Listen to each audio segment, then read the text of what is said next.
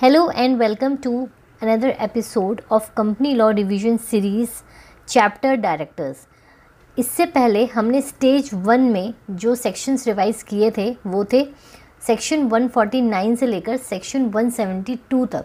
So I hope आप लोगों को वो समझ में आया होगा, बिकॉज मैंने उसमें correct flow of information, flow of accurate sections किस तरीके से हमें पढ़ने चाहिए वो मैंने आपको बताए थे।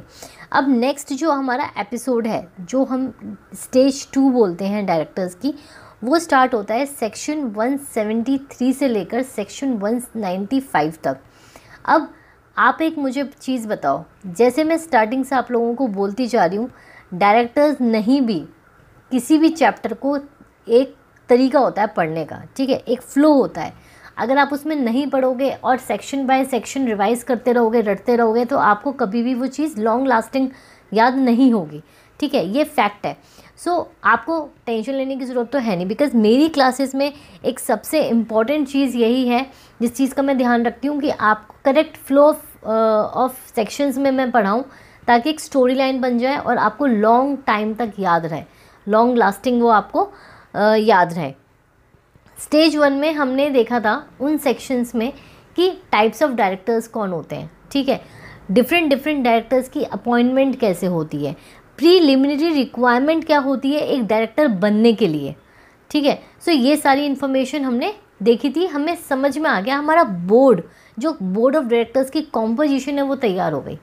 अब क्या है, आप इमेजिन करो, मुझे सुन रहे हो ना, सुनते सुनते ही इमेजिन करो कि you are sitting in a board of directors के एक कॉन्फ्रेंस रूम में आप लोग बैठे हुए हो विद ऑल डायरेक्टर्स। तो हमारी कॉम्पोजिशन तैयार हो गई। अब जो नेक्स्ट स्टेप है, जो हम स्टेज 2 में सबसे पहले पढ़ेंगे, क्या वो सेक्शन 173 पढ़ेंगे? जो बच्चे यस कर रहे हैं वो गलत है। मैंने पहले ही बोला, मैं सेक्शन बाय सेक्शन नहीं पढ़ाऊँगी। सेक्शन 179 से हम स्टार्ट करेंगे, जिसमें कि powers of the board given है। आप एक चीज़ मुझे बताओ, छोटी सी चीज़ है, कहीं भी आप जॉब के लिए जाते हो, ठीक है, अब जॉब के लिए जाओगे तो आपको क्या पता होना चाहिए? मीटिंग, कोई भी मीटिंग अटेंड करने से पहले आपकी अपॉइंटमेंट हो गई, आपका रोल, आपकी पावर्स आपको पता होनी चाहिए बिफोर अटेंडिंग एनी मीटिंग और participate in any meeting, right. तो डायरेक्टर्स जब हमें पता चल गया, हम मीटिंग कैसे करें कैसे नहीं करें वो सेकेंडरी है। पहले आपको पता होना चाहिए कि आपके पावर्स क्या हैं, आपके लीगल कंप्लाइंसेस क्या हैं, आप क्या कर सकते हो और क्या नहीं कर सकते हो, ठीक है। सही बोल रही हूँ ना? अगर सही बोल रही हूँ और समझ में आ रहा है तो लाइक करो, ताकि मैं भी मोटिवेट हो सकूँ। सो सबसे पहले हम सेक्शन 179 में पढ़ते हैं powers exercisable only at BM, और ये एब्सोल्यूट पावर्स हैं बोर्ड की। इसमें किसी को किसी की पूछने की ज़रूरत नहीं है शेयर होल्डर्स से, ठीक है। डिस्ट्रिक्टिव पावर्स ऑफ द बोर्ड वो अगले सेक्शन में है, सेक्शन 180। सेक्शन 179 में जो भी कुछ आपके MOA में लिखा हुआ है, AOA में लिखा हुआ है, कंपनीज एक्ट में लिखा हुआ है, ठीक है, रेगुलेशंस हैं, जो भी कुछ हैं वो सब के सब ध्यान में रखते हुए पावर्स लिखी गई हैं। और डायरेक्टर्स की ड्यूटी बनती है कि वो हर चीज़ को देखते हुए काम करें, कोई भी नॉन कंप्लाइंस ना हो जाए। तो हम इसमें भी जो पावर्स है ना बोर्ड की, उसको भी मैं आपको फ्लो की तरह बताऊंगी, तो आप कभी नहीं भूलोगे। देखो, कंपनी में सबसे पहले क्या होता है, कंपनी में आपको इन्वेस्टमेंट चाहिए, ठीक है। सो इशू ऑफ सिक्योरिटीज़, जो मैं वर्ड बोलती जाऊंगी वो पावर्स हैं। तो इशू करना सिक्योरिटीज़ या डिवेंचर, ये एक बोर्ड मीटिंग में पास होने वाली पावर है बाय बोर्ड ऑफ डायरेक्टर्स, ठीक है। यहाँ जितनी भी मैं पावर्स बोलने वाली हूँ ये सारी बोर्ड मीटिंग में होने वाली हैं। सेकंड, मेक कॉल्स, आपने जो सिक्योरिटीज़ हैं वो इशू कर दी, नेक्स्ट स्टेप क्या होगा, to make calls. And third step, अगर आपको बायबैक करना है अंडर सेक्शन 68, तो भी वो किसकी पावर है, बोर्ड की, ठीक है। So powers requiring a resolution at board meeting, कुछ भी होता है बोर्ड मीटिंग में, रेजोल्यूशन तो देखो पास होगा ही होगा, बट पावर्स जो अलग से बताई गई हैं वो सारी चीज़ें आपकी बोर्ड में होंगी। तो सबसे पहले हमने क्या पढ़ा, issue of securities, second step क्या आता है, मेक कॉल्स, और अगर आपको बायबैक करना है तो buyback under section 68 of companies act 2013। तो आपकी ये 3 पावर्स यहाँ पे ख़त्म हो गई, क्योंकि हमने ये क्या करी है, सीक्वेंस में पढ़ी हैं।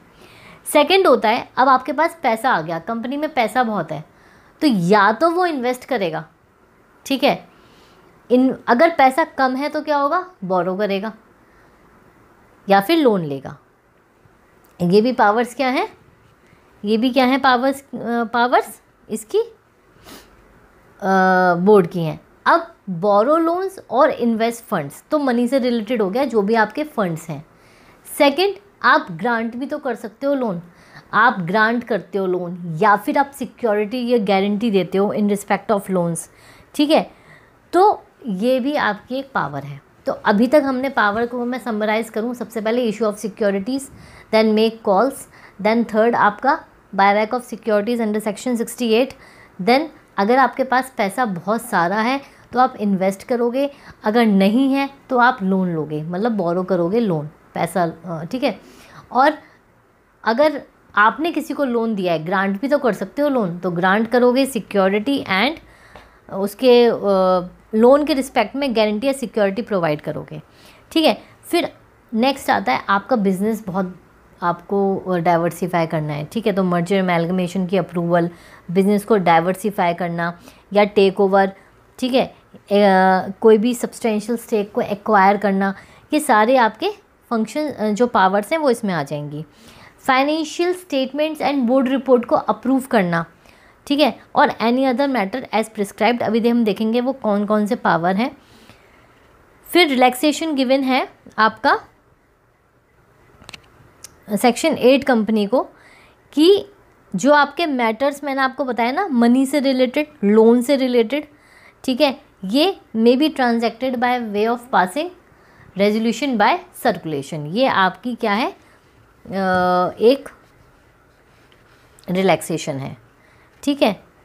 अब दूसरी चीज़ आपकी आती है कि अगर आपको, जो मैंने बोला ना, other matters as may be prescribed, तो उसमें क्या है, कोई कंट्रीब्यूशन दे रहे हो आप, कैसा कंट्रीब्यूशन दे रहे हो, पॉलिटिकल कंट्रीब्यूशन दे रहे हो, ठीक है, या फिर आप अपॉइंट कर रहे हो केएमपी को या रिमूव कर रहे हो। केएमपी में कौन कौन होते हैं, मैनेजर और managing director, CS, whole time director, ये सारे जो बड़ी पोस्ट पे होते हैं, तो ये भी कौन डिसाइड करता है, बोर्ड करेगा डिसाइड, ठीक है। Internal auditors and secretarial audit को अपॉइंट करना, ऑडिटर को अपॉइंट करना, ठीक है, तो ये सारी चीज़ें आपकी इसमें होती हैं। तो हमने क्या देखा सेक्शन 179 में, सबसे पहले तो ये जो सारी पावर्स हैं ये बोर्ड की हैं, जो कि रेजोल्यूशन से पास होंगी, सिर्फ और सिर्फ रेजोल्यूशन से, एंड नॉट बाय सर्कुलेशन। सबसे पहले क्या था, issue of securities, make calls, then buyback of securities under section 68। उसके बाद अगर आपके पास पैसा है तो आप इन्वेस्ट करोगे, नहीं है तो बोरो करोगे, और अगर पैसा है तो आप लोन भी ग्रांट कर सकते हो, सिक्योरिटी एंड गारंटी प्रोवाइड भी कर सकते हो। आपका बिजनेस आपको डाइवर्सिफाई करना है, मर्जर एमैल्गमेशन, टेक ओवर के थ्रू आप कर सकते हो। देन आपका जो भी ये मैटर्स हैं ये आपने किए, साथ में जो financial statements and board report है उसको अप्रूव करना, और पॉलिटिकल कंट्रीब्यूशन कुछ है तो वो करना, केएमपी और उनको अपॉइंट करना, इंटरनल ऑडिटर, सेक्रेटरी ऑडिटर को अपॉइंट करना, ठीक है। और रिलैक्सेशन किसको गिवन है, सेक्शन 8 में रिलैक्सेशन गिवन है कि जो मनी से रिलेटेड और जो लोन से रिलेटेड हमने ट्रांजैक्शंस बताई थी वो बाय वे ऑफ सर्कुलेशन कर सकती है सेक्शन 8 कंपनी। तो ये था आपका पूरा सेक्शन 179। अब देखो हम कर रहे हैं रिवाइज, ये आपकी कोई रेगुलर बैच नहीं है, ये सिर्फ पर्पस यहाँ पर यह है कि आप कहीं भी ट्रैवल कर रहे हो या आपको लास्ट मोमेंट पे रिवाइज करना है तो आपको क्रक्स पता होना चाहिए हर एक सेक्शन का। अब नेक्स्ट सेक्शन हमारा स्टार्ट होता है restrictions on powers of board. अब देखो रिस्ट्रिक्शन क्या होगी कि आप कुछ लिमिट तक कर सकते हो, अदरवाइज उससे ऊपर आपको क्या चाहिए, आपको अप्रूवल चाहिए अपने शेयर होल्डर्स की bye way of passing SR in general meeting, right. अब इसको एक छोटे से एग्जाम्पल के साथ समझते हैं। आप अभी डिपेंडेंट हो अपने पेरेंट्स पे, ठीक है, you are dependent on your parents. तो इसका क्या मतलब होता है, आपकी कुछ पावर्स ऐसी हैं जो एब्सोल्यूट है, छोटे मोटे काम, छोटे मोटे डिसीजंस लेना आप वो कर सकते हो विदाउट आस्किंग योर पेरेंट्स और without taking permission from them. But कुछ ऐसे डिसीजंस हैं जो आपको अप्रूवल लेके ही करने पड़ेंगे। एक्सटेंड करना, यहाँ पे मैं समझाने की कोशिश कर रही हूँ एक्सटेंड करना। आप अपनी ही विद इन सिटी में कहीं जा रहे हो, ठीक है, आपको ऐसा सच परमिशन लेने की ज़रूरत नहीं है। आप सिर्फ उनको इंटीमेट कर दोगे कि मैं ऐसे ऐसे इस काम से यहाँ वहाँ मुझे जाना है। बट अगर आपको बियॉन्ड सिटी जाना है और आपको ट्रैवल करना है, से फॉर एग्ज़ाम्पल आप दिल्ली में रहते हो, आपको मुंबई जाना है, तो वो एक बड़ी चीज़ हो गई। कर तो आप वही काम रहे हो, ट्रैवल, बट आप अपनी सिटी को छोड़ के दूसरी सिटी में ट्रैवल करने जा रहे हो, तो यहाँ पर आपको क्या करना पड़ेगी, परमिशन लेनी पड़ेगी अपने पेरेंट्स से। सेम एज विद डायरेक्टर्स, कुछ चीज़ें हैं जो वो कर सकते हैं, बट अगर उस लिमिट के बियॉन्ड जाते हैं तो उनको शेयर होल्डर्स की परमिशन की रिक्वायरमेंट है, अप्रूवल की रिक्वायरमेंट है इन जीएम। ठीक है, सबसे पहला क्या है, अगर आप डायरेक्टर्स अपनी कंपनी की कोई अंडरटेकिंग मतलब पार्ट ऑफ सेक्टर समझ लो, ठीक है, अंडरटेकिंग का भी मीनिंग समझाऊंगी। तो अगर वो सेल करता है, कंपनी अगर अपनी कोई अंडरटेकिंग सेल कर रही है या फिर लीज पे दे रही है या फिर ख़त्म कर रही है, डिस्पोज कर रही है, ठीक है, तो उसको परमिशन लेने की ज़रूरत है शेयर होल्डर से। The whole of one or more undertaking of the company or substantially the whole of one or more undertakings of the company, अगर वो कर रही है। ये कहाँ गिवन है, सेक्शन 180 सबसेक्शन 1 क्लॉज ए, ये इसमें गिवन है। ठीक है, तो आपको एसआर की रिक्वायरमेंट होगी। अब यहाँ पर अंडरटेकिंग का मतलब क्या होता है, देखो अंडरटेकिंग जैसे एक कंपनी है एबीसी लिमिटेड, उसकी अंडरटेकिंग है सपोज डी लिमिटेड, ठीक है, अंडरटेकिंग हो गई, पार्ट हो गई। कैसे डिफाइन होगा कि ये इसकी पार्ट है, कैसे डिफाइन होगा कि एबीसी लिमिटेड की डी जो है वो पार्ट है, कैसे डिफाइन होगा, जब डी में एबीसी लिमिटेड की इन्वेस्टमेंट 20% से ज़्यादा है ऑफ इट्स नेटवर्थ और generates 20% total income during preceding financial year, तो वो समझा जाएगा कि वो क्या है, उसकी अंडरटेकिंग है। समझ में आ गया। नाउ ये तो हो गई सेल, लीज और अदरवाइज डिस्पोज ऑफ अंडरटेकिंग। तो आप अगर ऐसा कुछ कर रहे हो तो आपको परमिशन लेने की रिक्वायरमेंट है। अच्छा, क्यों लेने की रिक्वायरमेंट है, क्यों, वो भी तो कंपनी की अंडरटेकिंग है, कंपनी का से है उस पर पूरा डायरेक्टर्स का, तो डायरेक्टर जो ठीक समझें वो करें। यहाँ पर इसीलिए नहीं है बिकॉज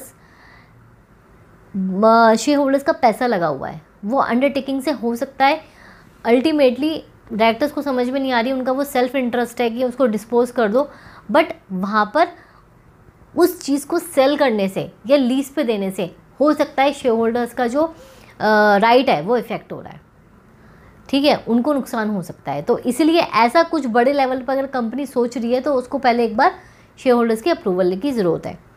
नेक्स्ट है section 180 subsection 1 clause B. Section 180 subsection 1 में 4 क्लॉज हैं, ए बी सी डी। हम ए पढ़ चुके हैं अंडरटेकिंग का। बी क्या है, बी है investment of compensation received by the company as a result of any merger or amalgamation. ये समझो क्या है, हमने मर्जर अमेलगमेशन का चैप्टर पढ़ा था, हमें पता है कि मर्जर अमेलगमेशन से हमें कुछ कॉम्पनसेशन अगर मिलता है तो, ठीक है, कॉम्पनसेशन मतलब क्या हो गया, कैश, पैसा।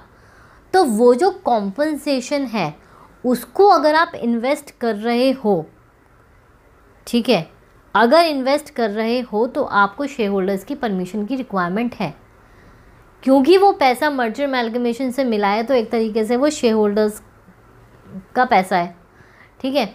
अब शेयर होल्डर्स का पैसा है तो अगर आप उसी को इन्वेस्ट करना चाह रहे हो तो आपको एसआर पास करना पड़ेगा।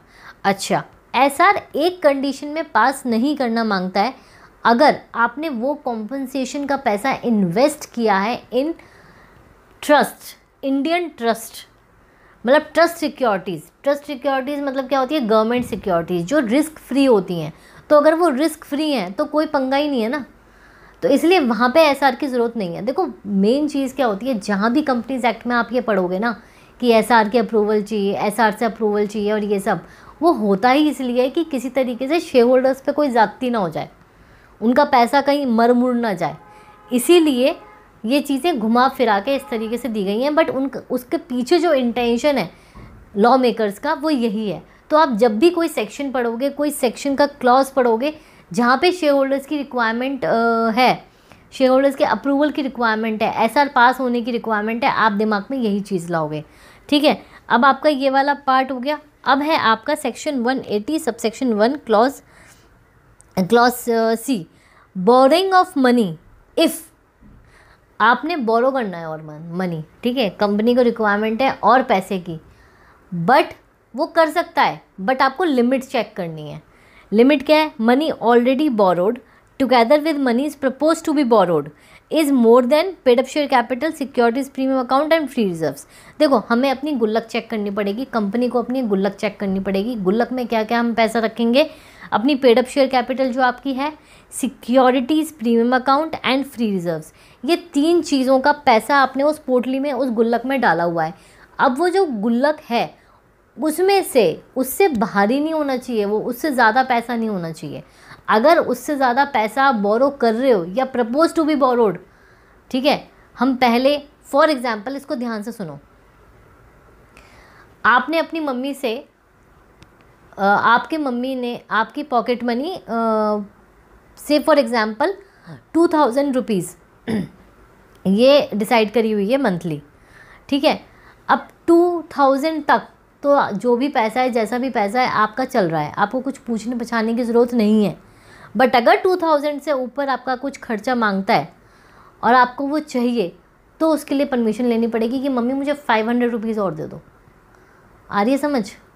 तो इसलिए आपको लेना पड़ेगा। तो ये पोटली जो है ना, ये वही है जो उसकी पॉकेट मनी है, कंपनी के जो अपने एक्सपेंसेस चल रहे हैं। बट अगर उससे ज़्यादा चाहिए तो वो शेयर होल्डर से परमिशन लेनी पड़ेगी। तो 2000 जो आपकी पॉकेट मनी है, बोले तो securities premium account, free reserves and paid up share capital, ये आपका पॉकेट मनी है। उससे ज़्यादा अगर आपको लेना है या आप ले चुके हो पहले, तो आपको शेयर होल्डर्स की परमिशन की रिक्वायरमेंट है। लास्ट है section 180 subsection 1 clause D, remission और give time for the repayment of a debt due by director. Director को हमने आपस में ही, डायरेक्टर को कुछ पैसा दिया है, कुछ भी दिया है, उसको चुकाने का जो टाइम था, से फॉर एग्जांपल 2-3 महीने था, लेकिन वो नहीं दे पाया और डायरेक्टर को और टाइम चाहिए उस चीज़ के लिए, वापस करने के लिए, तो तब शेयर होल्डर्स की परमिशन की ज़रूरत पड़ेगी। ठीक है, तो ये था आपका सेक्शन 180 सबसेक्शन 1, जिसमें आपके 4 क्लॉजेस थे। नेक्स्ट सेक्शन 181, 182 एंड 183, ये आपके रिलेटेड सेक्शंस हैं। इसमें बात की गई है कंट्रीब्यूशंस की। अगर आप जो कंपनी है वो कंट्रीब्यूट करना चाहती है चैरिटी, नेशनल डिफेंस फंड में या पॉलिटिकल कंट्रीब्यूशन करना चाहती है, तो उसके अलग अलग कंप्लायंसेस हैं जो आपको ध्यान में रखने हैं। सबसे पहले अगर हम बात करते हैं सेक्शन 181 की, तो company to contribute to bona fide and charitable funds, अगर चैरिटी करना चाह रही है, ठीक है, तो उसकी एक लिमिट है। जैसे मैंने आपको बोला कि जो इनिशियल एब्सोल्यूट पावर्स होती हैं वो एक लिमिट तक होती हैं, उसके बाद आपको शेयर होल्डर्स की परमिशन लेनी है। तो लिमिट क्या है? लिमिट है 5% of average net profits of your past 3 financial years. आप क्या करोगे? कंपनी अगर कुछ ऐसा चैरिटी वाला करना चाह रही है, तो सबसे पहले वो चेक करेगी आपके पिछले 3 साल का जो फंड्स हैं, जो एवरेज नेट प्रॉफिट है उसका 5%, एवरेज नेट प्रॉफिट निकाला, उसका नेट जो उसका परसेंटेज है 5%, उतना अमाउंट देखो। अगर उतना अमाउंट कर रहे हो, विद इन द लिमिट्स है, आपको सिंपली BR पास करना है बोर्ड मीटिंग में, ठीक है, by resolution, only by way of resolution and not by circulation. तो आप आराम से कर सकते हो, कोई आपको कुछ करने की ज़रूरत नहीं है। बट अगर उसके बियॉन्ड करना चाहते हो, 5% से फॉर एग्जांपल आप 8% करना चाह रहे हो, 6% करना चाह रहे हो, या 5.1% भी करना चाह रहे हो, तो you have to take approval of share holders by way of passing ordinary resolution in general meeting. कैसा? Ordinary resolution in general meeting. समझ आया? बहुत सिंपल सा है। नेक्स्ट जो आपका है सेक्शन 182, वो बात करता है पॉलिटिकल कंट्रीब्यूशन की। ठीक है, पॉलिटिकल कंट्रीब्यूशन अगर आप ऐसा कुछ करना चाह रहे हो, तो वही बोर्ड ऑफ डायरेक्टर्स ही करेंगे सिर्फ और सिर्फ। ठीक है, कोई लिमिट नहीं है। वहाँ तो आपकी लिमिट थी ना चैरिटी में, यहाँ पे कोई लिमिट नहीं है। अच्छा, गवर्नमेंट कंपनी क्या कर सकती है पॉलिटिकल कंट्रीब्यूशन? अगर कोई गवर्नमेंट कंपनी है तो क्या वो पॉलिटिकल कंट्रीब्यूशन कर सकती है? नहीं, वो इसलिए नहीं कर सकती, वो अपने आप को ही पैसा थोड़ी ना देगी, है ना। तो ऐसी कंपनी जो कि गवर्नमेंट कंपनी है या फिर कोई ऐसी नॉन गवर्नमेंट कंपनी जिसको इनकॉर्पोरेट हुए 3 साल या 3 साल से कम है, तो उसने क्या ही कमाया होगा, वो खुद बच्चा है, वो दूसरे को क्या संभालेगा, क्या देगा।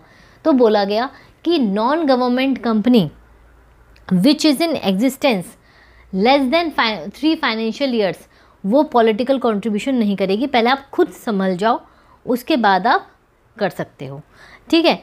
सो इसमें भी कोई लिमिट नहीं है। अच्छा, ये पूरे कंपनीज एक्ट को ओवरराइड करता है, मतलब इसकी ही मानी जाएगी कंपनीज एक्ट की। कोई लिमिट है नहीं।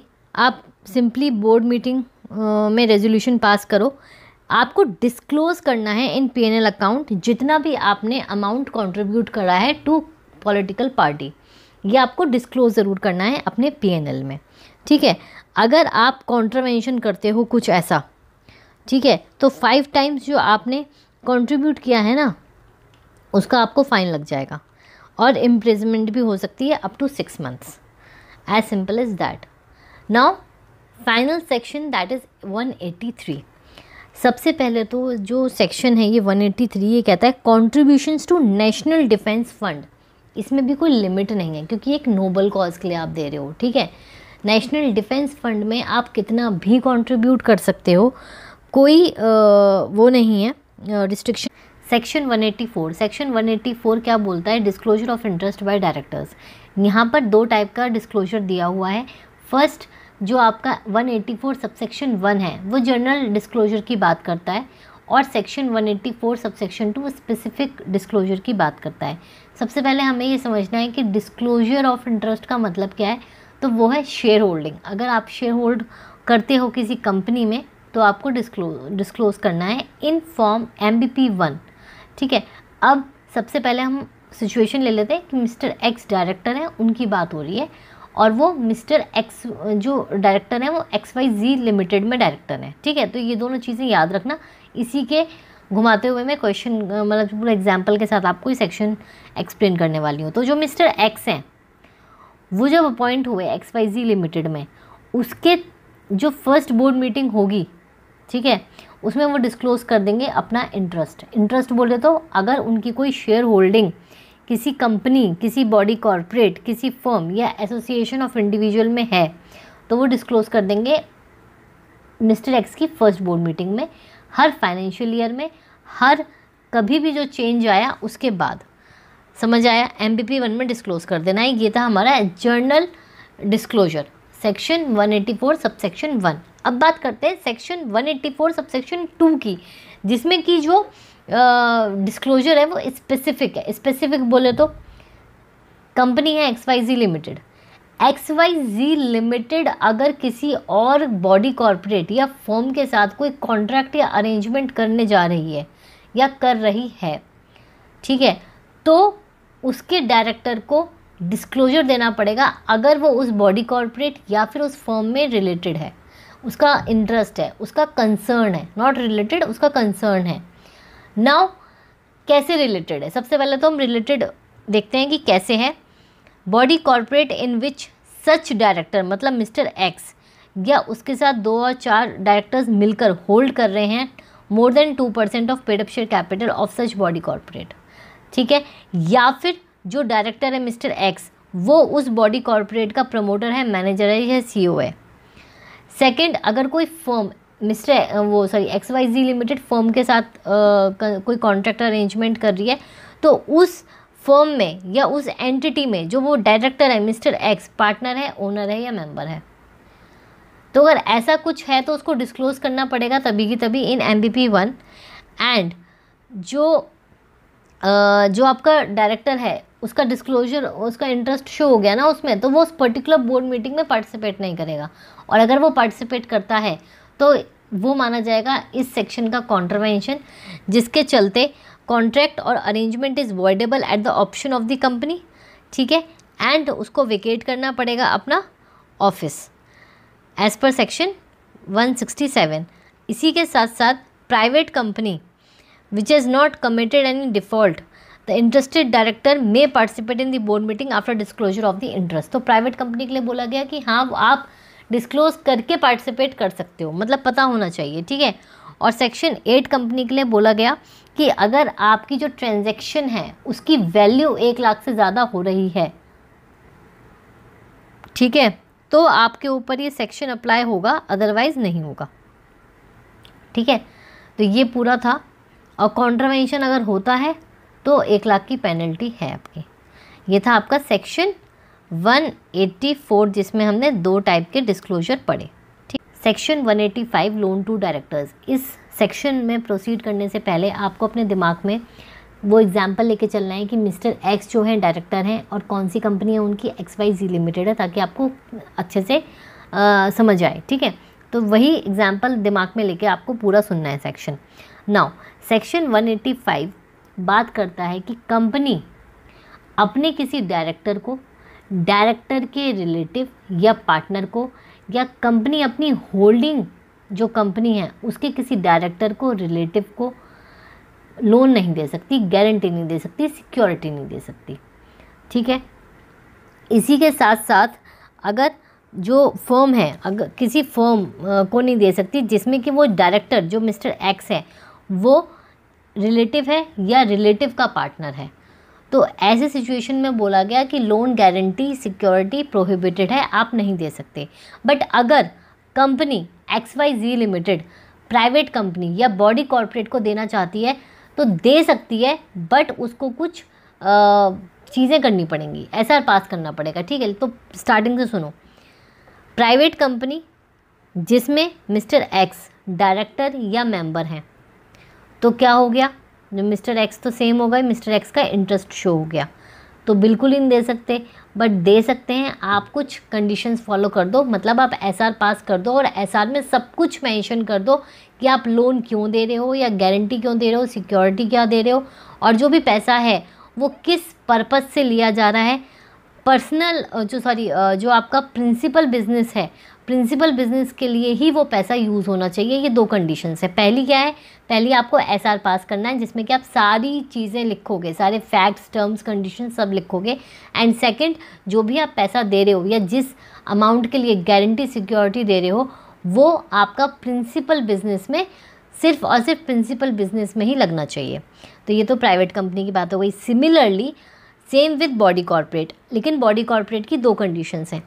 उस बॉडी कॉर्पोरेट में अगर मिस्टर एक्स या मिस्टर एक्स के साथ 2-4 लोग मिलकर 25% की टोटल वोटिंग पावर होल्ड करते हैं, कंट्रोल करते हैं, ठीक है, तो भी इंटरेस्टेड माना जाएगा और उसमें आपको सेम सिचुएशन करनी पड़ेगी, SR एंड दूसरी। एंड सेकंड, उस बॉडी कॉर्पोरेट में अगर वहाँ के जो डायरेक्टर्स हैं या जो मैनेजिंग डायरेक्टर्स हैं, ठीक है, वो काम करते हैं अकॉर्डिंग टू मिस्टर एक्स, तो भी उसका पूरा होल्ड है ना। अब देखो होगा क्या, मिस्टर एक्स को हम डायरेक्टली लोन नहीं दे सकते, बट अगर ऐसी चेन बन गई और वो उससे लोन ले रहे हैं तो ये तो वो हो जाएगा ना, लूप होल निकल जाएगा। तो इसीलिए लॉ ने भी हर चीज़ सोच समझते दूर दूर तक के कनेक्शंस के लिए कंप्लायंसेस लिख रखे हैं, ठीक है। अब कुछ इसके वो हैं एग्जेम्पशंस हैं। एग्जेम्पशंस क्या हैं, अगर हम लोन दे रहे हैं टू होल टाइम डायरेक्टर और MD, ठीक है, या फिर लोन दे रहे हैं अपने उसको, देखो एक चीज़ सबसे पहली कंडीशन क्या है, लोन अगर हम दे रहे हैं अपने होल टाइम डायरेक्टर या मैनेजिंग डायरेक्टर को in terms of their service as employees, ठीक है, तो आप दे सकते हो, ये माना जाएगा। सेकंड, नॉन एप्लीकेबिलिटी क्या है सेक्शन 185 की। सबसे पहले अगर आप लोन दे रहे हो, अगर कंपनी लोन दे रही है अपने MD या होल टाइम डायरेक्टर्स को in terms of service, conditions of service, कोई सर्विस जो आपका एम्प्लॉयमेंट का सर्विस एग्रीमेंट था उसके अकॉर्डिंग, ठीक है, मतलब इन कैपेसिटी टू एम्प्लॉयज़, या फिर कोई अलग स्कीम बनाई है तो आप दे सकते हो, कोई दिक्कत वाली बात नहीं है। सेकंड, अगर आपका जो ऑर्डिनरी कोर्स ऑफ बिजनेस है वही लोन वगैरह देने का है, बस आप ये ध्यान रखो कि आपका जो इंटरेस्ट होगा वो मतलब जो गवर्नमेंट यील्ड है उसके इंटरेस्ट से कम हो, तो आप दे सकते हो, ठीक है। थर्ड कंडीशन, अगर होल्डिंग कंपनी लोन, गारंटी या सिक्योरिटी अपनी होली ओन सब्सिडरी को दे रही है तो दे सकती है, बट उसका जो अमाउंट होगा वो किसके लिए यूटिलाइज हो, प्रिंसिपल बिजनेस के लिए। Fourth and last, holding company अपनी सब्सिडरी को, होली ओन सब्सिडरी को गारंटी या सिक्योरिटी दे रही है, बट लोन नहीं दे रही, गारंटी या सिक्योरिटी दे रही है सब्सिडरी को, बट उसमें भी कंडीशन क्या है कि उसका प्रिंसिपल बिजनेस के लिए यूज़ होना चाहिए। अब इसके अलावा 3 मेन एग्जेम्पशंस और हैं।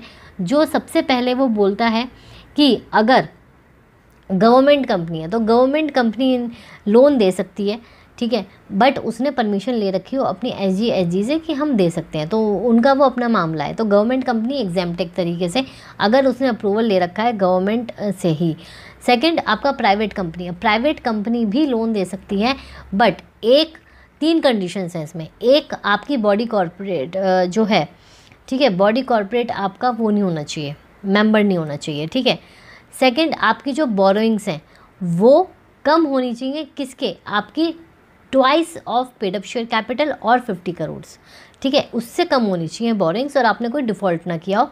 तो अगर आप इतने अच्छे बच्चे बनोगे तो आपको एज अ रिवॉर्ड 185 आप पे अप्लाई नहीं होगा। और निधि कंपनी के लिए बोला गया कि जो निधि कंपनी है आपकी, ठीक है, निधि कंपनी जो है, आप मतलब लोन दे रहे हो बट आपका जो डायरेक्टर है वो मेंबर है, ठीक है, और आप उसको डिस्क्लोज़ कर रहे हो एज अ मेंबर भी है और डिस्क्लोज़ कर रहे हो, तो फिर कोई दिक्कत वाली बात नहीं है। तो ये था आपका पूरा सेक्शन 185। सेक्शन 186 बात करता है loans, investment etcetera via company. Now अगर कोई कंपनी है वो दूसरी कंपनी में या तो लोन दे रही है डायरेक्टली इनडायरेक्टली, या फिर इन्वेस्टमेंट कर रही है, या कंपनी डायरेक्टली और इनडायरेक्टली जो लोन दिया है ना उसके कनेक्शन में गारंटी या सिक्योरिटी दे रही है टू एनी पर्सन, बट उसमें हम एम्प्लॉय को काउंट नहीं करेंगे बिकॉज एम्प्लॉय को हम नहीं दे सकते हैं, ठीक है। तो अगर ऐसा कुछ हो रहा है तो उसके लिए हमें कुछ कंप्लायंसेस का ध्यान रखना है। वो क्या, तो एक लिमिट है, लॉ बोलता है तू कर ले, बट तुझे एक चीज़ का ध्यान रखना है कि अगर तूने जो भी LGSI है बनाया है या करेगा वो लिमिट के अंदर होना चाहिए। लिमिट क्या है, 60% of paid up share capital, free reserves and security premium, और 100% of free reserves plus securities premium. क्या है दोबारा लिमिट, 60% किसका, paid up share capital, free reserves, securities premium, और 100% of free reserves plus securities premium. इन दोनों में से जो भी अमाउंट हायर है उससे अगर हम लिमिट एक्सीड कर रहे हैं तो we have to pass SR और हमें अप्रूवल लेनी पड़ेगी मेंबर्स की, ठीक है। साथ ही में कुछ और चीज़ें भी हमें ध्यान में रखनी है।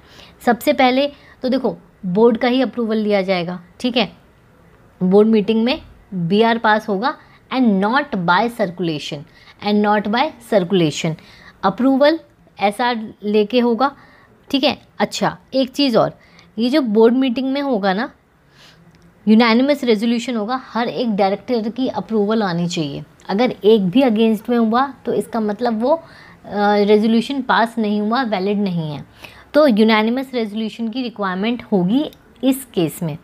दूसरा हमें प्रायर, अगर हम जब वो बना रहे हैं LGSI कर रहे हैं तो हम पब्लिक फाइनेंशियल इंस्टीट्यूशन की भी अप्रूवल लेनी है। हमें डिस्क्लोज़ करना है फाइनेंशियल इंस्टीट्यूट में, ठीक है, कि हम इतना इन्वेस्टमेंट या लोन लेने वाले हैं, ये हमें डिस्क्लोज़ करना है। कोई डिफ़ॉल्ट नहीं होना चाहिए, सब्सिस्टिंग डिपॉजिट्स वगैरह का कोई भी डिफ़ॉल्ट नहीं होना चाहिए। और मिनिमम रेट ऑफ इंटरेस्ट आप देखोगे एज़ पर गवर्नमेंट यील्ड, ठीक है। तो ये आपकी कुछ लीगल रिक्वायरमेंट्स हैं जिनका आपको ध्यान देना है। लेकिन यहाँ पे एक एक्सेप्शन भी बोला गया कि अगर आप लोन या फिर एक्विजिशन ऑफ सिक्योरिटीज़ मतलब इन्वेस्टमेंट किसी और कंपनी में कर रहे हो, लाइक होली ओन सब्सिडरी में कर रही है अगर होल्डिंग कंपनी, या जॉइंट वेंचर में कर रही है, या इन्वेस्टमेंट किसी अपनी ही होली ओन सब्सिडरी में कर रही है, तो फिर आपको अप्रूवल लेने की ज़रूरत नहीं है।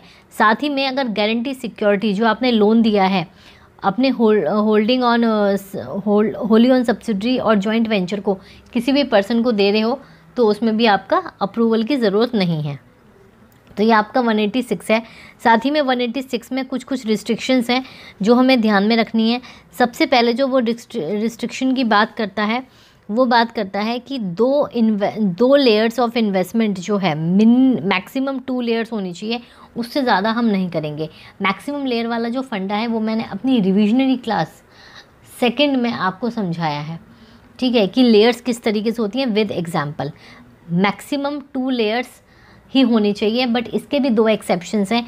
अगर मेरी कंपनी इंडिया की है और मैं जो इन्वेस्टमेंट कर रही हूँ वो कंपनी इनकॉर्पोरेट हुई है बाहर और वो अपने लॉ के हिसाब से चल रही है, उसकी अगर ज़्यादा हो रही है, मैक्सिमम लेयर्स 5 हैं हो सकता है, तो यहाँ पर ये फॉलो नहीं होगा। दूसरा, सब्सिडरी कंपनी, अगर मैं अपनी ही सब्सिडरी कंपनी में कर रही हूँ तो इसका रूल अप्लाई करने का कोई नीड नहीं है, ठीक है। तो ये रहा आपका पूरा 186। इसी के साथ सबसे इम्पॉर्टेंट चीज़ कि अब आपको इसका रजिस्टर मेंटेन करना है MBP 2 में, ठीक है। और जितनी भी आपने लोन, इन्वेस्टमेंट, गारंटी जो भी दी है वो सब कुछ आप क्रोनोलॉजिकल ऑर्डर में लिखोगे। साथ ही में इसको ऑथेंटिकेट कौन करेगा? डायरेक्टर या फिर CS जो भी ऑथराइज्ड है। Now we start 187। 187 क्या कहता है? बेसिकली 187 बोलता है कि investments of a company to be held in its own name. देखो, हमारी जो कंपनी है वो सेपरेट लीगल एंटिटी है, राइट। उसको अपने ही नाम पर इन्वेस्टमेंट होल्ड करनी है कि ये फलाना इन्वेस्टमेंट। और हाँ, यहाँ पर इन्वेस्टमेंट सिर्फ और सिर्फ सिक्योरिटीज़ में इन्वेस्ट कर रहे हो वो नहीं है, उसमें असेट्स भी आ जाती हैं और चीज़ें भी आ जाती हैं। तो वो क्या करेगी? कंपनी एज़ पर लॉ अपने नाम पे करेगी। बट हाँ, इसके कुछ एक्सेप्शंस हैं। वो एक्सेप्शंस क्या हैं? जब कंपनी होल्ड कर रही है shares in the name of nominee, तो नॉमिनी के नाम पर भी शेयर्स होल्ड कर सकती है। कब?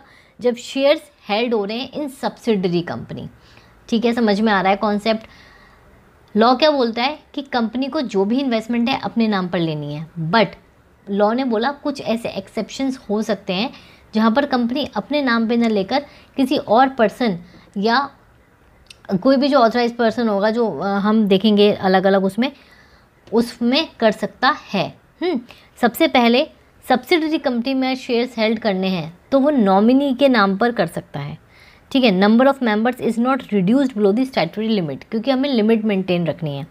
दूसरा, अगर डिपॉजिट सिक्योरिटीज़ हो रही हैं, बैंकर्स ऑफ द कंपनी जो है, ठीक है, डिविडेंड या इंटरेस्ट के लिए आप बैंकर्स के नाम पर भी ले सकते हो, ठीक है, जो सिक्योरिटीज़ हैं।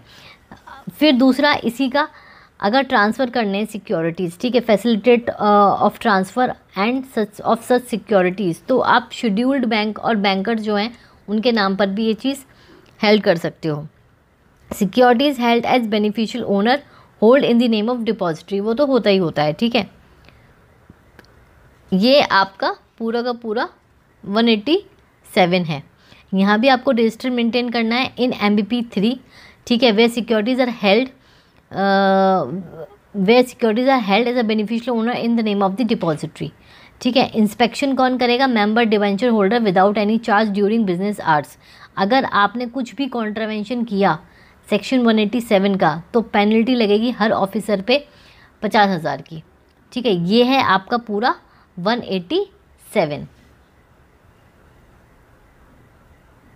Now section 188। मुझे पता है ये सेक्शन बहुत बच्चों को बहुत परेशान करता है और वो सोचते हैं कि यार छोड़ के चले जाओ, कितने का आ जाएगा, छोड़ो, इतना दिमाग कौन लगाए, ठीक है।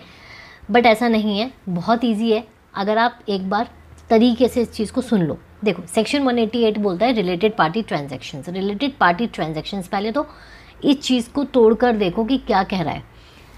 रिलेटेड पार्टी के साथ अगर हमारी कंपनी की कोई ट्रांजैक्शंस हो रही हैं तो वो रिलेटेड पार्टी ट्रांजैक्शंस में आएंगी। किसकी? कंपनी की। तो हमें यहाँ पे 3 चीज़ें देखनी है। हमें एज अ गोल हमें अपनी कंपनी रखना है, क्योंकि हमारी कंपनी में बात हो रही है, ठीक है। Company being separate legal entity, तो अब उसकी कोई भी ट्रांजैक्शंस भी मैं एक्सप्लेन करूँगी, स्पेसिफाइड ट्रांजैक्शंस हैं। तो वो ट्रांजैक्शंस अगर होती हैं रिलेटेड पार्टी के साथ तो हमें इस सेक्शन को पढ़ना है और सारे कंप्लायंसेस करने हैं अकॉर्डिंगली। नाउ सबसे पहले हम देखेंगे रिलेटेड पार्टी कौन होती है, ठीक है। तो कंपनी है, कंपनी को हम ऐसा रखेंगे क्योंकि सेपरेट लीगल एंटिटी है। अब कंपनी का ही कोई एज अ इंडिविजुअल लेवल पे अगर हम बात करें, क्योंकि मैं ये फ्लो के साथ चलूँगी, सबसे पहले इंडिविजुअल लेवल पे अगर हम चेक करें तो इंडिविजुअल मतलब कंपनी का कोई डायरेक्टर या केएमपी, हमारी कंपनी का कोई डायरेक्टर या केएमपी या रिलेटिव, उनका रिलेटिव के साथ अगर कोई भी ट्रांजैक्शन होगी तो वो रिलेटेड पार्टी ट्रांजैक्शन में आएगी। ठीक है, क्लियर है। नाउ उससे बड़ा क्या होगा, फर्म। फर्म में क्या देखेंगे हम कि वो फर्म जिसमें हमारी कंपनी का डायरेक्टर, मैनेजर या रिलेटिव या इनका रिलेटिव उस फर्म में पार्टनर है। ठीक है, तो ये भी हमारी रिलेटेड पार्टी हो गई। फिर उससे थोड़ा सा बड़ा होगा तो आएगी हमारी प्राइवेट कंपनी। प्राइवेट कंपनी में हमारी कंपनी का कोई डायरेक्टर या मैनेजर या उनका रिलेटिव उस प्राइवेट कंपनी में भी डायरेक्टर या मेंबर है। ठीक है, फिर उससे बढ़ेंगे तो हमारी आएगी पब्लिक कंपनी। पब्लिक कंपनी में अगर हमारी कंपनी का कोई डायरेक्टर या फिर मैनेजर उस पब्लिक कंपनी में डायरेक्टर है और साथ ही में 2% से ज़्यादा और रिलेटिव्स के साथ मिलकर या खुद 2% से ज़्यादा शेयर होल्डिंग रखता है, होल्ड करता है, तो भी रिलेटेड पार्टी माना जाएगा। और इसके लिए सबसे इम्पॉर्टेंट ये है कि हमें दोनों कंडीशन सेटिस्फाई होनी चाहिए। ठीक है, फिर आते हैं बॉडी कॉर्पोरेट पे। बॉडी कॉर्पोरेट में 3 कंडीशंस हैं। अगर कंपनी की होल्डिंग सब्सिडरी, एसोसिएट या को सब्सिडरी है तो ऑब्वियसली वो रिलेटेड है, रिलेटेड पार्टी ट्रांजैक्शन हो जाएगी। ठीक है, या फिर एसोसिएट मतलब इन्वेस्टमेंट की हुई है कितनी, 20% से ज़्यादा। 20% से कम है तो हम नहीं मानेंगे, बट इन्वेस्टमेंट कंपनी को देखने के लिए हमें 20% का क्राइटेरिया देखना पड़ता है, आपको पता है। फिर अगर हमारे डायरेक्टर्स, हमारे जो बोर्ड के डायरेक्टर्स हैं कंपनी के, वो उस पर्टिकुलर कंपनी के डायरेक्टर्स के कहने में चलते हैं तो भी एक तरीके से कंट्रोल आ गया। ठीक है, ये 3 मेन हैं। इसके अलावा कोई भी other prescribed as per law जो लिखा हुआ है। ठीक है, तो इसको आपको लर्न भी इस तरीके से करना है। सबसे पहले हम बात करेंगे कंपनी के डायरेक्टर, केएमपी, रिलेटिव। ठीक है, फिर उसके बाद थोड़ा सा बढ़ेंगे फर्म, फर्म के बाद प्राइवेट कंपनी, प्राइवेट कंपनी के बाद पब्लिक कंपनी, पब्लिक कंपनी के बाद आपकी बॉडी कॉर्पोरेट आ जाएगी। ठीक है, तो इस तरीके से हमें क्या करना है, इसको याद करना है। अब अगर हम बात करें तो हम करते हैं रिलेटेड ट्रांजैक्शंस की, कि कौन कौन सी ट्रांजैक्शंस हैं। तो देखो रिलेटेड पार्टी आपको समझ में आ गया एक बार ना। कंपनी अगर कोई ट्रांजैक्शन कर रही है विद रिलेटेड पार्टी तो वो कौन कौन सी ट्रांजैक्शंस हैं ये भी हमें पता होना चाहिए। सबसे पहले एनी गुड्स और मटेरियल्स, ठीक है, जिनका सेल, परचेज और सप्लाई डायरेक्टली और थ्रू एन एजेंट हो रहा है। ठीक है, टोटल 6 हैं। उसमें से पहली ट्रांजैक्शन की अगर हम बात करें तो कोई भी गुड या मटेरियल सेल हो रहा है, परचेज हो रहा है या सप्लाई हो रहा है डायरेक्टली और इनडायरेक्टली थ्रू एजेंट, तो वो ट्रांजैक्शन माना जाएगा। ठीक है, रिलेटेड पार्टी आपको मैंने पहले ही समझा दिया है। प्रॉपर्टी ऑफ एनी काइंड, यहाँ पे पहले बात करी हमने गुड्स एंड इसकी मटेरियल्स की। फिर है property of any kind, buying, selling और अदरवाइज डिस्पोजिंग ऑफ डायरेक्टली और through an agent. Third, property of any kind, lease पे दी है अगर, लीजिंग, एनी सर्विसेज। तो पहले 3 में हमने क्या देखा, टेंजिबल चीज़ें, मटीरियल, गुड्स, असेट्स। ठीक है, मतलब property of any kind, land वगैरह सब आ जाएगा इसमें। तो ये हमारी टेंजिबल थी, 3 इसके हो गए। ठीक है, फोर्थ आया आपका सर्विसेज का, आपने अवेल करी है या रेंडरिंग करी है। ठीक है, ली है या दी है सर्विस डायरेक्टली और थ्रू एन एजेंट। फिफ्थ है आपका अपॉइंटमेंट एट ओपीपी। ठीक है, इन दी कंपनी, इन इट्स सब्सिडरी और एसोसिएट कंपनी। ठीक है, तो एंड लास्ट है आपका under writing, subscription of any securities और डेरिवेटिव्स एंड देयर ऑफ। तो ये आपका पूरा है। अच्छा, यहाँ पर जो हमने बात करी है ओपीपी की, वो है ऑफिस और प्लेस ऑफ प्रॉफिट। ठीक है, अगर कोई भी डायरेक्टर होल्ड करता है ऑफिस, ठीक है, he also holds any other office or place and receives remuneration in addition to remuneration of a director. ठीक है, such office or place OPP होगा? हाँ होगा, ठीक है। ये कंडीशन है OPP की। तो आई होप आपको ये चीज़ क्लियर हो गई होगी हमारी रिलेटेड पार्टी कौन होते हैं, और उसके साथ हमारी अगर ये स्पेसिफाइड 6 कैटेगरीज जो मैंने बताई हैं, 6 ट्रांजैक्शंस बताई हैं अगर होती हैं, तो हमारा ये पूरा का पूरा बेस तैयार हो गया 188 का। जब भी आपको एज अ CSB कोई ऐसी सिचुएशन दिखे, आपको समझ में आ जाना चाहिए कि हाँ हमारा 188 अट्रैक्ट हो गया, ठीक है। अब जो मैंने ये बताया था ना आपको, ट्रांजैक्शंस में कोई भी कॉन्ट्रैक्ट या अरेंजमेंट हो रहा है उसमें भी अमाउंटिंग है, ठीक है।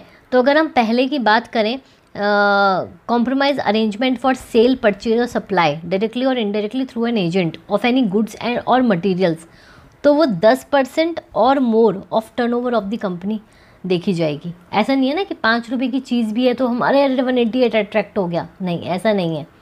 तो उसके लिए अमाउंट स्पेसिफाई किया गया।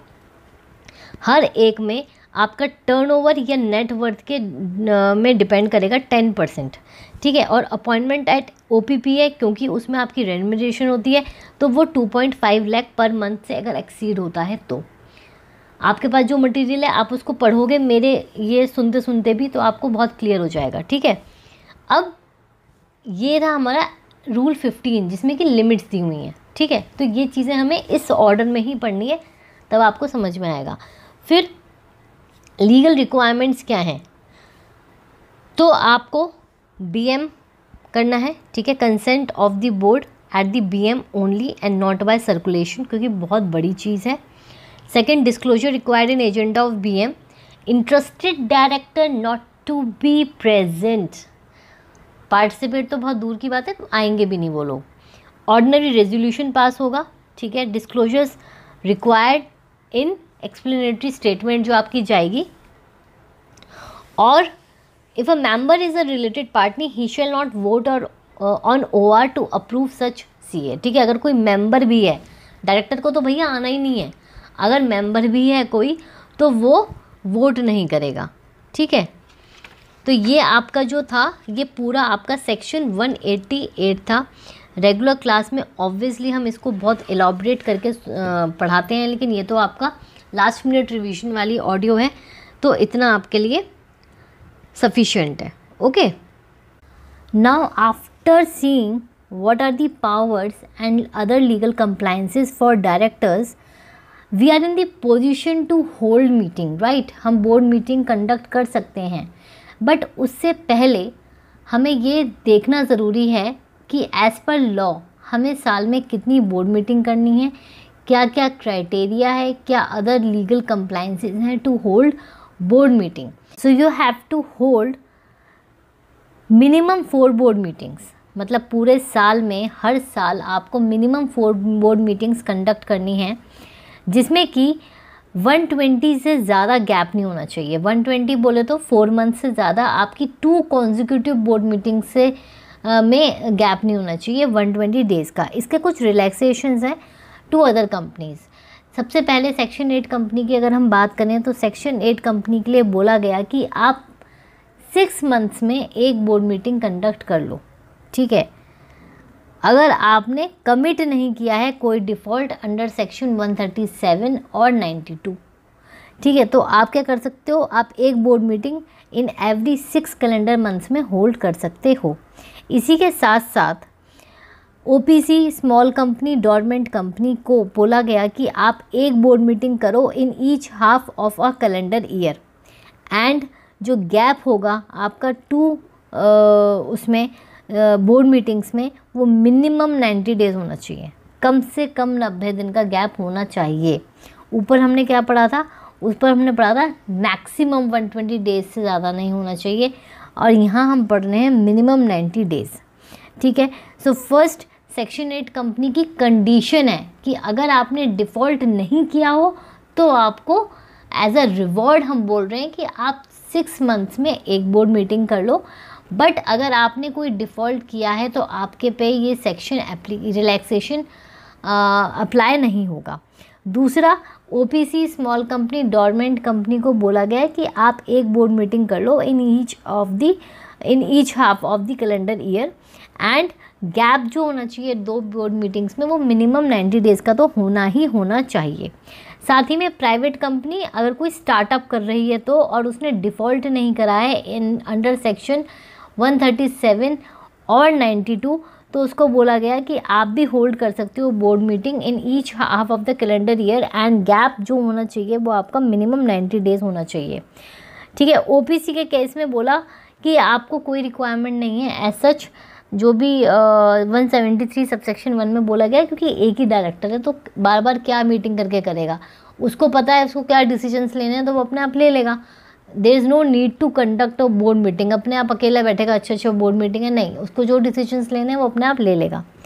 सो इसका अगर मैं क्रक्स बताऊँ तो सिंपल है कि अगर सिर्फ 2 जो ये रिलैक्सेशंस हमने पढ़ी, without any condition OPC small company dormant company पे रिलैक्सेशन है, अदरवाइज़ अगर आपने डिफ़ॉल्ट किया है तो आपको रिवॉर्ड नहीं मिलेगा, और अगर आपने डिफ़ॉल्ट नहीं किया तो एज अ रिवॉर्ड आपको रिलैक्सेशन दे दी जाएगी।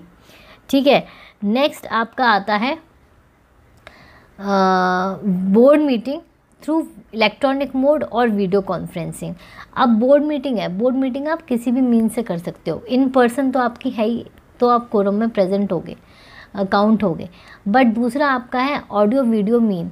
ऑडियो वीडियो कॉन्फ्रेंसिंग के थ्रू अगर आपने करी तो भी आप कोरम में काउंट होगे। ठीक है, but there are certain rules और दी प्रिस्क्राइब्ड प्रोसीजर कि आपको ऑडियो वीडियो कॉन्फ्रेंसिंग अगर करनी है, वीडियो कॉन्फ्रेंसिंग मोड में अगर आपको बोर्ड मीटिंग करनी है तो आप कैसे करोगे। सबसे पहले तो ऑडियो विजुअल इलेक्ट्रॉनिक कम्युनिकेशन की जो फैसिलिटी है उसका मतलब होता है कि जितने भी पर्सन उसमें पार्टिसिपेट कर रहे हैं वो कम्युनिकेट अच्छी तरीके से करें एक दूसरे से विदाउट एनी इंटरमीडियरी इंटरफेरेंस। ठीक है, ताकि मीटिंग इस तरीके से बस आप फिजिकली वहाँ प्रेजेंट नहीं हो बट एक्चुअल में हो वैसी रही है वर्चुअल वे में। ठीक है, सो ये एक वीडियो कॉन्फ्रेंसिंग के थ्रू बोला जाता है कि बोर्ड मीटिंग। अब नाउ ड्यूटी ऑफ चेयरपर्सन, जो चेयरपर्सन है या फिर सीएस है, उसकी ड्यूटी क्या बनती है कि देखो जो भी बोर्ड मीटिंग है उसकी इंटीग्रिटी को सेफगार्ड करे by ensuring sufficient security and identification process. ये हम क्या पढ़ रहे हैं, ये प्रोसीजर पढ़ रहे हैं कि एज़ पर रूल 3 आप किस तरीके से कंडक्ट करोगे मीटिंग। दूसरा एक्चुअल प्रोसेस क्या होता है जब वीडियो कॉन्फ्रेंसिंग के थ्रू बोर्ड मीटिंग शुरू होती है, वो भी हम पढ़ेंगे। तो सबसे पहले तो हमने मतलब समझा कि वीडियो कॉन्फ्रेंसिंग और अदर ऑडियो विजुअल मीन से बोर्ड मीटिंग कंडक्ट कर रहे हो तो उसका मतलब क्या है एग्जैक्टली। दूसरा बताया गया कि चेयरपर्सन या सीएस की एक रिस्पॉन्सिबिलिटी है कि वो रीज़नेबल केयर रखें जब आपकी ये बोर्ड मीटिंग हो रही है, इंटीग्रिटी मेंटेन करेंगे। ठीक है, और अगर कोई पर्सन डिफरेंटली एबल्ड है, ठीक है, तो अलाउ करो कि वो किसी और के साथ भी आए, तो मतलब वीडियो कॉन्फ्रेंसिंग अटेंड कर रहा है तो it's not a question, permission grant की जाए। Ensure the proceedings of board meeting are recorded, क्योंकि रिकॉर्ड करोगे तभी तो आप उसके मिनट्स बना सकोगे ना। ठीक है, आप उसको रिकॉर्ड करो और उसको मार्क करके स्टोर कर दो कि हाँ ये इस टाइम की इस डेट की रिकॉर्डिंग थी ना। इंश्योर करना है कि कोई भी अनऑथराइज्ड पर्सन हमारी बोर्ड मीटिंग अटेंड ना कर सके। Ensure that participants are able to hear and see each other participants clearly. ठीक है, प्रॉपर जो इक्विपमेंट्स हैं, फैसिलिटीज़ हैं, वो अवेल होनी चाहिए। ठीक है, सो ये आपकी रिक्वायरमेंट है जो आपको टेक केयर करनी है। अब जब हमारी मीटिंग शुरू होती है ना, तो every director present in board meeting shall state, मतलब एक रोल कॉल होती है, जैसे अटेंडेंस होती है ऐसी रोल कॉल होती है, अपना नाम, अपनी location and that he has receive the agenda. आपको पता है मीटिंग का, हर मीटिंग का एजेंडा होता है जो डायरेक्टर्स को पहले ही दे दिया जाता है नोटिस के साथ। ठीक है, so at that no unauthorised person attends a board meeting. तो ये रोल कॉल के थ्रू आप अपनी डिक्लेरेशन दोगे, अपना स्टेटमेंट दोगे कि आपका नाम क्या है, आपकी लोकेशन क्या है, आपको एजेंडा मिल चुका है मीटिंग का और कोई भी unauthorised person board meeting attend नहीं कर रहा है।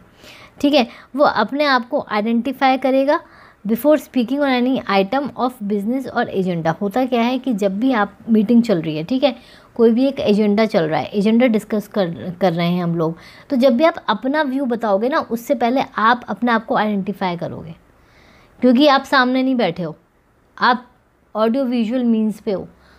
तो हो सकता है आपका कैमरा ना चल रहा हो या कुछ भी, मतलब आपके एंड पे डिफ़ॉल्ट ना हो, क्लियरली स्टेट हो सके, इसलिए सबसे पहले आप अपने को आइडेंटिफाई करोगे बीच में बोलने से पहले। ठीक है, जो भी डिसीजन लिया जाएगा उसका समरी चेयरपर्सन बताएगा एट द एंड। अब हाँ, ये तो हुआ, उसके बाद कोरम, जब पहले रोल कॉल हो गई, उसके बाद क्या होगा, कोरम की अनाउंसमेंट होगी कि हाँ कोरम प्रेजेंट है। अभी हम पढ़ेंगे कोरम की क्या रिक्वायरमेंट्स हैं।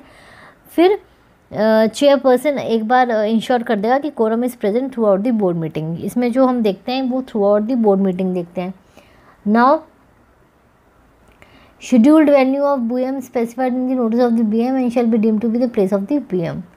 ठीक है, तो ये सारी चीज़ें हैं, और ऑब्वियसली जब हम इसको रिकॉर्ड कर लेंगे तो हमारे पास मिनट्स बनाने के लिए भी पूरा का पूरा मटेरियल होगा। अच्छा, सर्टेन ऐसे केसेस हैं जो हम वीडियो कॉन्फ्रेंसिंग के थ्रू नहीं कर सकते। ठीक है, जैसे कि आपके एडॉप्शन ऑफ फाइनेंशियल स्टेटमेंट्स हो गए, मर्जर एमैल्गमेशन के चीज़ें हो गई, ये हम कुछ ऐसी चीज़ें हैं जो इम्पॉर्टेंट मानी जाती हैं और ये ऑडियो विजुअल मीन्स के थ्रू नहीं हो सकती हैं। ठीक है, और टाइम टू टाइम CG की भी पावर है कि वो ऑफिशियल गैजेट में लिख दे कि ये जो चीज़ें हैं ये आपकी ऑडियो वीडियो कॉन्फ्रेंसिंग के थ्रू नहीं हो सकती हैं। नाउ नेक्स्ट आता है हमारा notice of board meeting. Notice of board meeting बहुत इंपॉर्टेंट है। नोटिस जो देखो बोर्ड है, ठीक है, बोर्ड आप ये समझ लो, हमेशा मैंने आपको बोला है, अगर आपको ध्यान होगा, अगर किसी भी स्टूडेंट ने मेरी क्लासेस देखी हैं इन टॉपिक्स पे, तो बोर्ड मीटिंग को आप रेफ़र करा करो और समझने के लिए समझा करो कि आपका घर है। ठीक है, और जो जनरल मीटिंग है उसको समझा करो कि रिश्तेदार हैं। क्रेडिटर्स को समझा करो कि क्रेडिटर्स बिल्कुल ही बाहर वाले हैं, जो अड़ोसी पड़ोसी आंटी वांटी होती हैं वो। इस सीक्वेंस में अपने माइंड में रखोगे, आपको चीज़ें बहुत समझ में आ जाएंगी। अब जब हम जनरल मीटिंग की बात करते हैं तो जनरल मीटिंग में क्या होता है, जनरल मीटिंग में आपका जो नोटिस दिया जाता है उसकी लेंथ होती है क्लियर 21 डेज़। ठीक है, यहाँ पर जो है वो है 7 डेज़। थोड़े से डायरेक्टर्स हैं, अपने डायरेक्टर्स हैं, इधर उधर रहते होंगे, मिनिमम मैक्सिमम आपके 15 होने चाहिए। ज़्यादा से ज़्यादा आपने SR पास करके 20 कर दिया, 25 कर दिया, 30 कर दिए, उससे ज़्यादा नहीं होंगे। तो आपको कम टाइम में आप नोटिस दे सकते हो, दैट इज़ 7 डेज़। ठीक है, 7 डेज़ आपका मिनिमम टाइम है टू गिव नोटिस। नाउ इससे कम भी आप दे सकते हो, एटलीस्ट 1 इंडिपेंडेंट डायरेक्टर उसको रेटिफाई कर दे। ठीक है, तो आप उससे कम भी दे सकते हो। अब नोटिस जो होगा वो राइटिंग में होना चाहिए, हर एक डायरेक्टर के पास जाना चाहिए, जो भी उसका एड्रेस रजिस्टर्ड है कंपनी के साथ। अब आप इसे कैसे भी दे सकते हो, hand delivery, post, electronic means what ever so. ठीक है, एजेंडा ऑफ बोर्ड मीटिंग मे और may not be included in the notice of board meeting. अगर आपने नोटिस देने से आप चूक गए या आपने गलत तरीके से दे दिया तो आपको 25,000 की पेनल्टी पड़ेगी। ठीक है, तो ये था आपका नोटिस। देखो ये रिवीजन क्लासेस हैं, तो आप एक्सपेक्ट मत करना मुझसे कि मैं आपको इन डिटेल विद एग्जांपल समझाऊंगी, वो मैं अपने रेगुलर बैच में समझाती हूँ। नाउ नेक्स्ट आपका आता है quorum of board meeting. Quorum for a board meeting as per section 174। देखो, कोरम के लिए 2 रिक्वायरमेंट्स हैं, 1/3 ऑफ टोटल स्ट्रेंथ और 2 directors whichever is higher. ठीक है, या तो 2 डायरेक्टर्स हो या फिर आपकी 1/3 जो टोटल स्ट्रेंथ है उसका 1/3। अच्छा, ये जो हम टोटल स्ट्रेंथ की बात कर रहे हैं वो हम उन डायरेक्टर्स की बात कर रहे हैं जो एक्चुअल अभी सीट पर हैं। ठीक है, फॉर एग्ज़ाम्पल अब हमारी कंपनी में 9 डायरेक्टर्स हैं टोटल। ठीक है, उसमें से एक की जो है लास्ट बोर्ड मीटिंग के बाद, मतलब जो गैप था उसमें उसकी सीट वेकेंट हो गई। तो अब जो हम कोरम देखेंगे, जो हम काउंट करेंगे, जो हम कैलकुलेशन लगाएंगे, उसमें हम डायरेक्टर्स 9 करेंगे या डायरेक्टर्स 8 करेंगे, ये चीज़ आपको ध्यान में रखने वाली है। ठीक है, मुझे कमेंट सेक्शन में बताना कि आप उसमें 9 रखोगे कि 8 रखोगे। और सारे बच्चे बिल्कुल ऑनेस्टी के साथ वीडियो अभी मेरी ऑडियो पॉज करके मुझे पहले सोच के कमेंट करेंगे, ताकि पता चल सके कि हाँ आप लोग ठीक से पढ़ाई कर रहे हो कि नहीं कर रहे हो। So the answer is 8। जो वैकेंट हो चुकी है सीट वो तो गया ना डायरेक्टर, तो टोटल डायरेक्टर्स अब 9 की जगह कितने रह गए? 8। ठीक है। अगर कोरम हम ना पूरे टाइम देखते हैं जितनी हमारी मीटिंग चलती है, तो quorum should be present throughout the meeting. अगर नहीं होती है या हमारी पहले ही स्टार्ट नहीं हुई कोरम, तो हमारी जो मीटिंग है वो एडजर्न हो जाएगी। एडजर्न कब होगी? Same day in next week same day पे आपकी कंडक्ट हो जाएगी। And if a national holiday then next succeeding day which is not a national holiday. ठीक है। सो टाइम सेम प्लेस, ये सारी चीज़ें हो जाएंगी। अब कोरम में हमें 2-3 चीज़ों का ध्यान रखना है, जैसे कि जो इंटरेस्टेड डायरेक्टर्स हैं, ठीक है, जिनका उन एजेंडा में ट्रांजैक्शंस में कोई इंटरेस्ट है और प्रेजेंट है मीटिंग में, ठीक है, तो हम उनको अकाउंट नहीं करेंगे। ठीक है। तो हमें फिर क्या देखना है? नंबर ऑफ डिसइंटरेस्टेड डायरेक्टर्स और 2 directors whichever is higher. समझ में आ रहा है? इसकी एग्जेम्पशन किसको है? प्राइवेट कंपनी को है। कंडीशन वही, अगर उसने डिफ़ॉल्ट ना करा हो in filing financial statements under section 137 और एनुअल रिटर्न अंडर सेक्शन 92। ठीक है। सो ये चीज़ें हमें ध्यान में रखनी है। और एक चीज़ और, हाँ, situation where number of directors is reduced below the quorum. अब अगर हमारे जो कोरम है, ठीक है, उससे कम हो गए डायरेक्टर्स, तो क्या होगा? वैकेंसी आ गई होगी। Number of directors reduce below the quorum fixed by the act. तो जो कंटिन्यूइंग डायरेक्टर्स हैं, ठीक है, may act only for increasing the number of the directors, और जो आपके इंटरेस्टेड डायरेक्टर्स हैं वो। ठीक है। सो ये था आपका quorum for a BM. Now pass section 175 passing resolution by circulation. Passing resolution by circulation, सबसे पहले तो कंडीशन क्या है फॉर पासिंग रेजोल्यूशन? अगर सर्कुलेशन के थ्रू अगर आपको करना है तो आपको ड्राफ्ट करना है रेजोल्यूशन, साथ ही में उसके पेपर्स अटैच करने हैं, जो भी आपके नेसेसरी अटैचमेंट्स होती हैं, और आपको सारे डायरेक्टर्स को भेज देना है। ठीक है। Eight there addresses in India registered with in the company by hand delivery, post, courier, email, fax, whatever. ठीक है। अब इसमें क्या है, अप्रूवल कैसे आएगा आपका?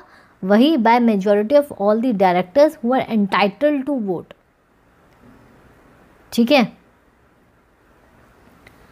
Then resolution not to be passed by circulation. अगर 1/3 ऑफ टोटल डायरेक्टर्स जो है, 1/3 of total directors, suppose 9 directors आपके हैं, ठीक है, और उसमें से 1/3 कितना हुआ? 3 डायरेक्टर्स। ठीक है। 9 का 1/3 3 डायरेक्टर्स।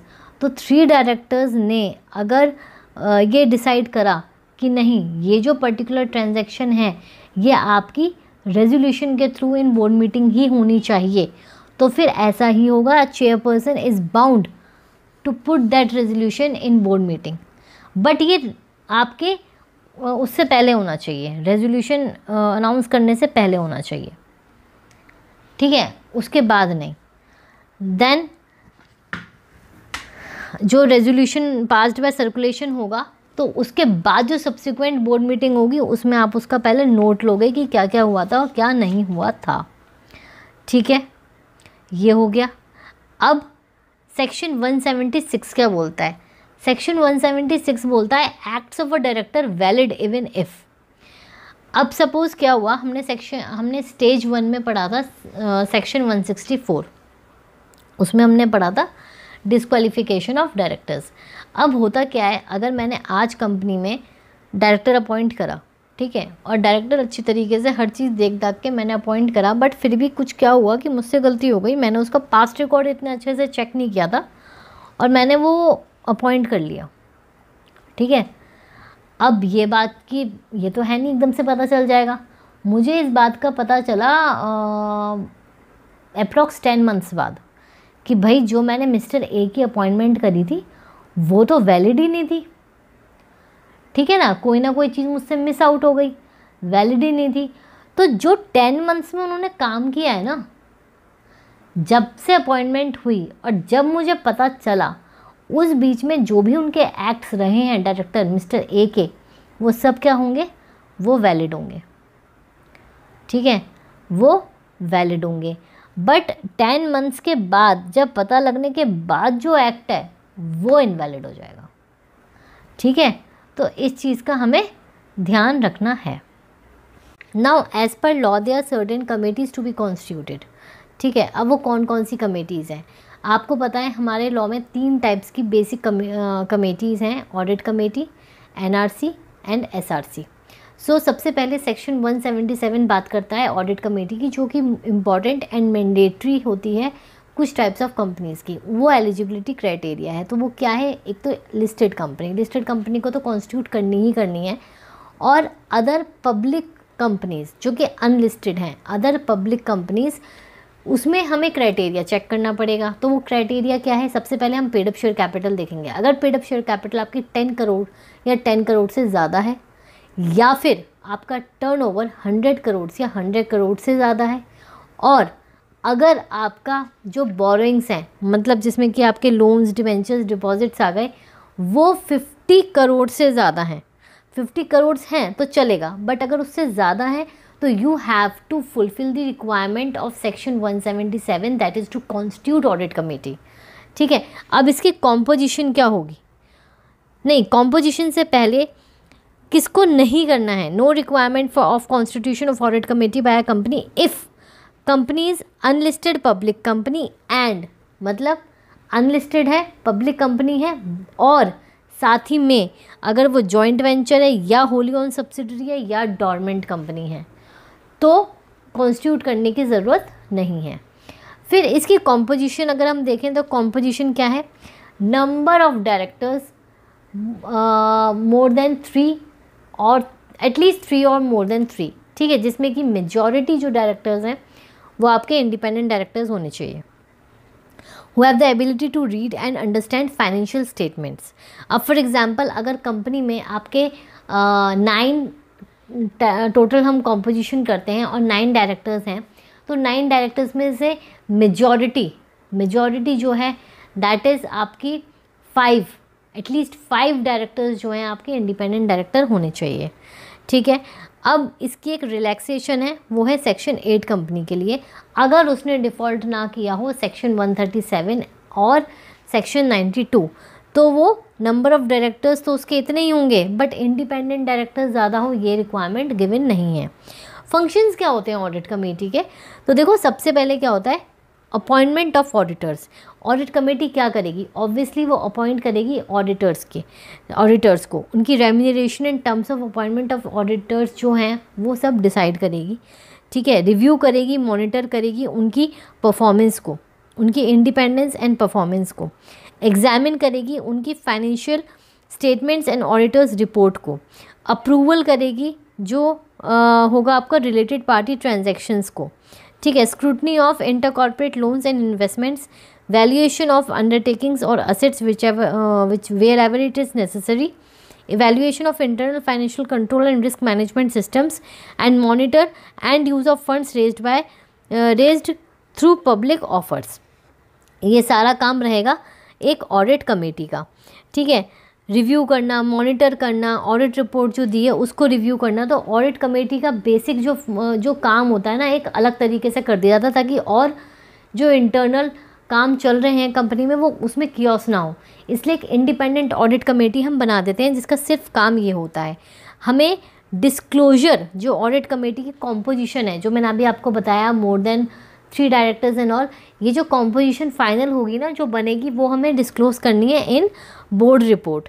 ठीक है, और अगर ऑडिट कमेटी की जो रिकमेंडेशंस हैं, अगर वो एक्सेप्ट नहीं करता है बोर्ड, क्योंकि रिकमेंड करेगा बोर्ड का जो रिकमेंडेशंस हैं ऑडिट कमेटी की, ऑडिट कमेटी रिकमेंड करेगी ना बोर्ड को कि आप ऐसे कर लो, ऐसे कर लो। अगर वो एक्सेप्ट नहीं करता है बोर्ड, तो भी अपने बोर्ड रिपोर्ट में उसको मेंशन करेगी विद रीजंस। ठीक है,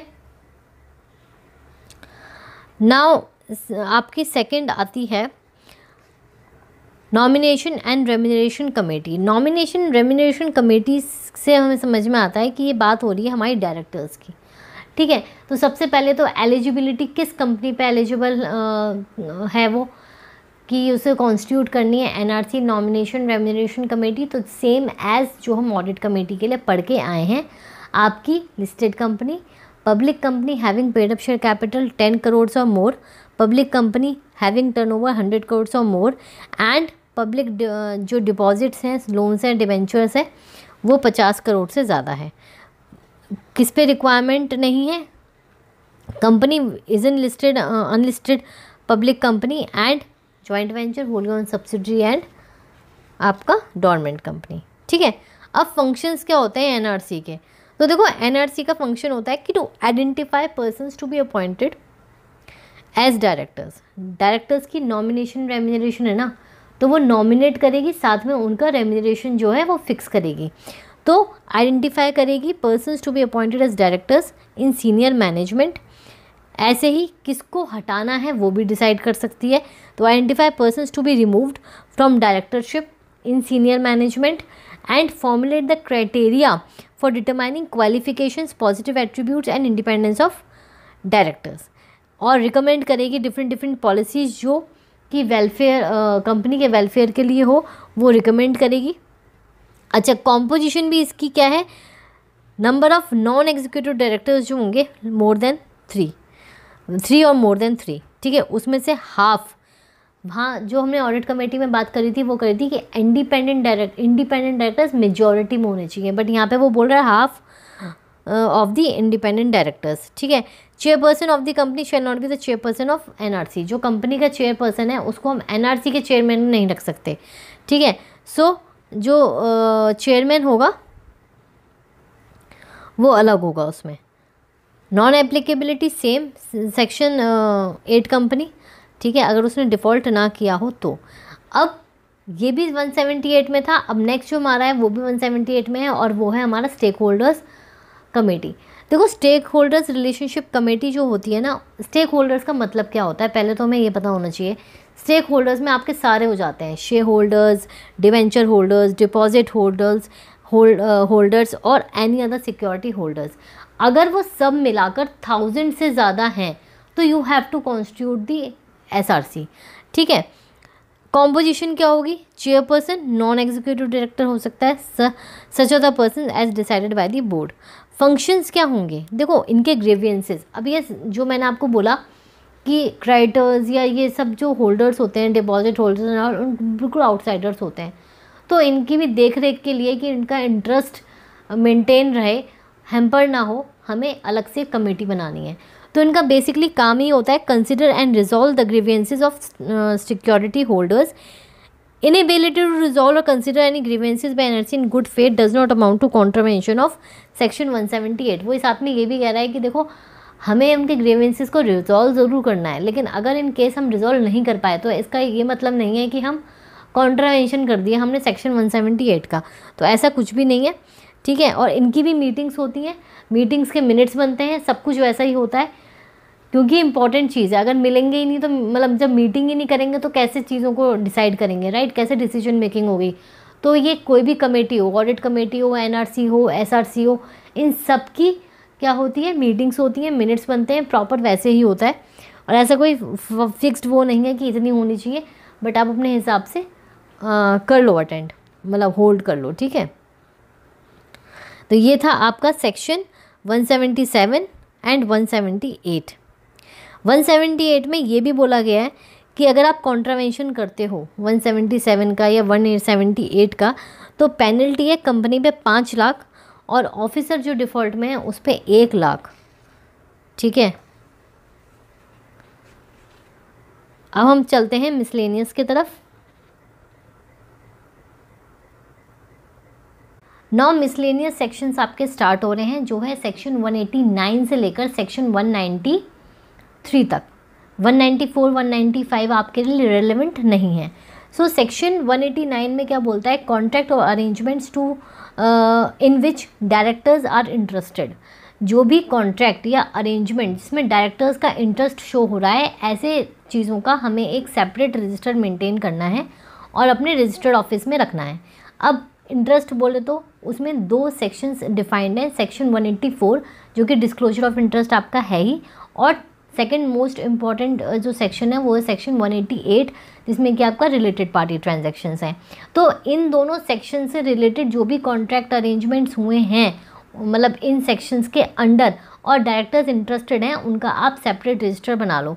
सेपरेट रजिस्टर बनाकर आपको अपने रजिस्टर्ड ऑफिस में रखना है। कोई भी मेंबर ड्यूरिंग बिजनेस आवर्स इसको इंस्पेक्ट कर सकता है। अगर उसकी कोई कॉपी या एक्सट्रैक्ट मेंबर को चाहिए तो ऑन पेमेंट बेसिस होगा, ठीक है। आप उनको with in 7 days extract of copies भेज सकते हो, ठीक है। अभी जो रजिस्टर है ना ये आपको नेक्स्ट बोर्ड मीटिंग में प्रेजेंट करना है in front of all directors और उनको साइन वाइन कराना है टू मेक इट ऑथेंटिक, ठीक है। और AGM में भी रखना है, open to every person entitle to attend the AGM, ठीक है। डिस्क्लोजर ऑफ इंटरेस्ट मैंने आपको बता ही दिया। और दूसरा आपका सेक्शन 188, ये था आपका सेक्शन 189। सेक्शन 190 क्या बोलता है? Contract of employment with MD और होल टाइम डायरेक्टर। अगर कोई कॉन्ट्रैक्ट है, ठीक है, हमारे जो मेन डायरेक्टर्स हैं MD and whole time director, ये दोनों में से कोई एक, हमको उनके साथ जो कॉन्ट्रैक्ट है वो राइटिंग में होना चाहिए। सबसे पहले तो कॉन्ट्रैक्ट ऑफ सर्विस जो है हमारा वो हमारा क्या होना चाहिए? इन राइटिंग होना चाहिए। अगर राइटिंग में नहीं है तो जो भी सारी टर्म्स एंड कंडीशंस हैं वो एक मेमोरेंडम आप बनाओ और उसमें लिखो और उसको अपने रजिस्टर्ड ऑफिस में रखो।